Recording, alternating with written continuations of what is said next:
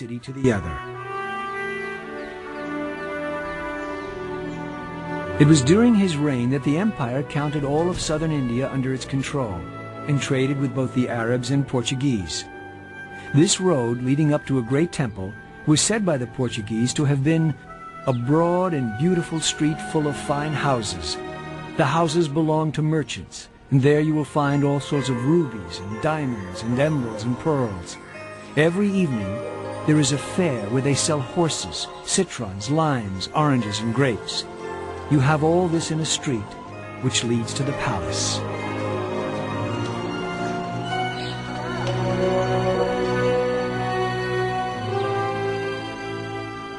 In the heat of a southern summer, life at Vijayanagara was only made bearable by water tanks, the swimming pools of ancient India.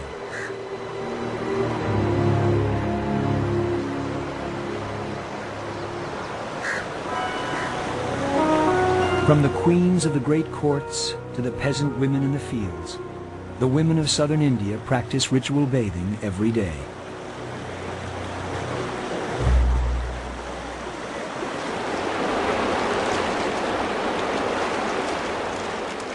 This is where Europe learned that it might be a good idea to take a bath more than once a year.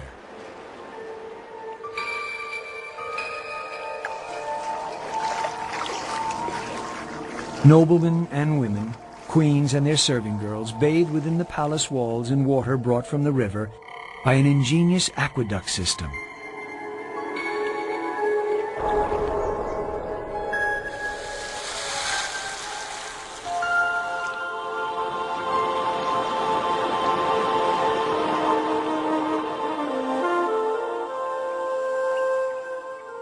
The City of Victory is literally covered in game boards.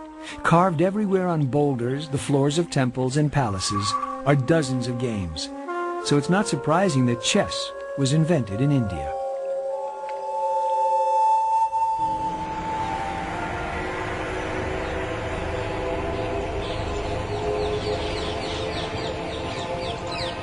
It's called Chaturanga.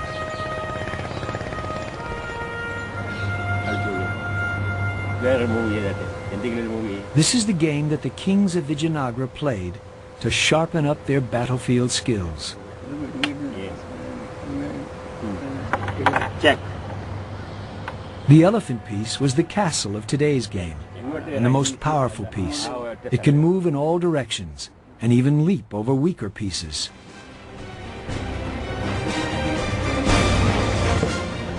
This power reflected the unstoppable nature of the elephant, whose fearsome presence decided the outcome of the battles of Imperial India.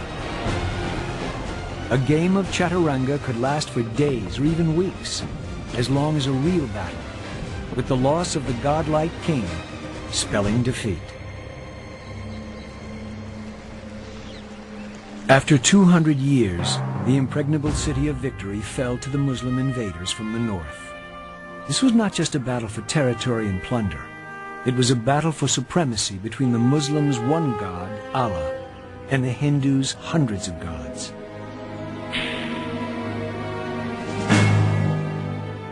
The Hindu general was beheaded on the battlefield, and the battle was over. His army stopped fighting, downed their weapons, and retreated when they saw their leader's head waved aloft on the end of a spear.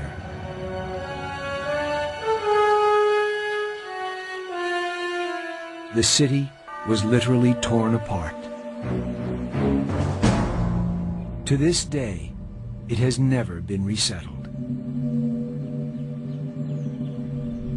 The city that was in its day described by a Portuguese trader as large as Rome and the best provided city in the world is now, like Pompeii, a ghost town frozen in time, lying empty and strange amidst the barren plateau, the last seat of imperial southern India, a city of ghosts.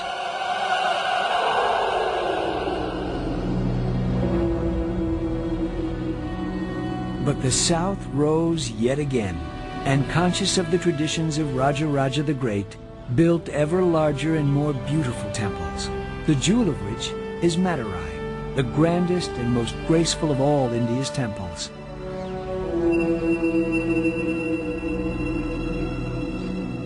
Yet for every 100 people who visit India, less than 10 journey south to gaze upon these incredible temples.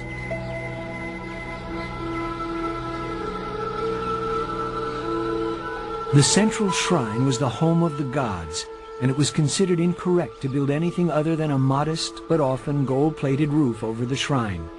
So since the central shrine couldn't be enlarged, the rest of the temple began to get bigger and bigger.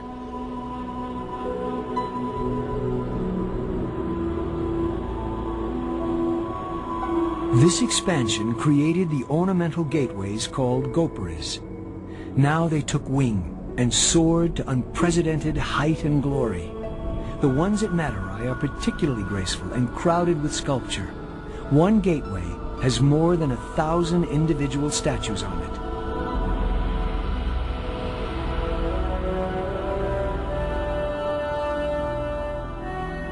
Today, the temple authorities repaint them regularly and in their original vivid colors. The result is truly out of this world.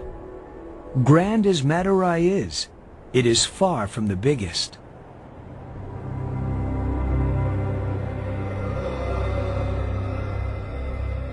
That title goes to Sri Rangam, which is so vast that it could comfortably hold the Kremlin, the U.S. Senate buildings, and the Houses of Parliament, and still have room for the Palace of Versailles and St. Peter's in Rome.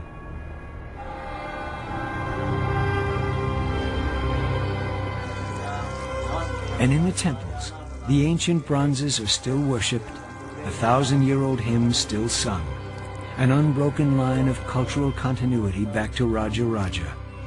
But to the majority of people in the world, even to many in India, this is a lost and forgotten world. Why have these temples, the legacy of Raja Raja, been ignored by the Western world?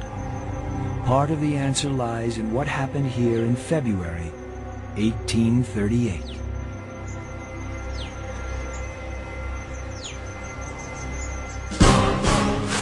The lost temples of India were discovered in February 1838 by a British army officer called Captain Burke. He was told of the wonders to be seen in a place called Khajuraho, deserted for hundreds of years and covered by a thick canopy of trees. The trouble started when he came close enough to see what was on the walls. I found the ruins most beautifully and exquisitely carved. But some of the sculptures were extremely indecent. The religion of the ancient Hindu could not have been very chaste. The temple walls are covered with scenes of group sex, aroused males and eager females. It is not exactly what the average Christian expects to find on the walls of a house of worship. In the Hindu religion, however, things were very different. One of the many goals in Hinduism was the pursuit of love, and they saw nothing wrong with portraying the pursuit of sexual love on their temple walls.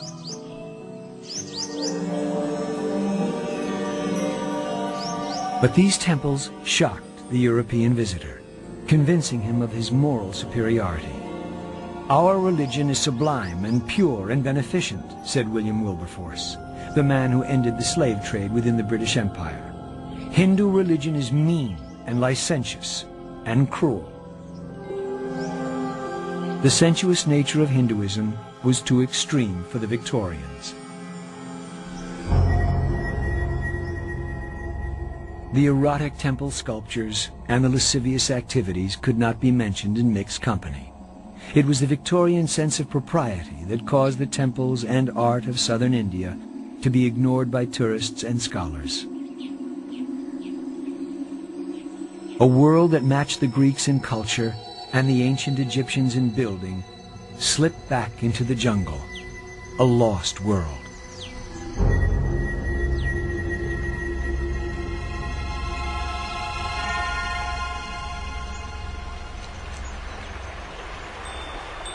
The Europeans in India may have found Hindu gods and temples strange and uncivilized, but they admired and felt comfortable with the architecture of India's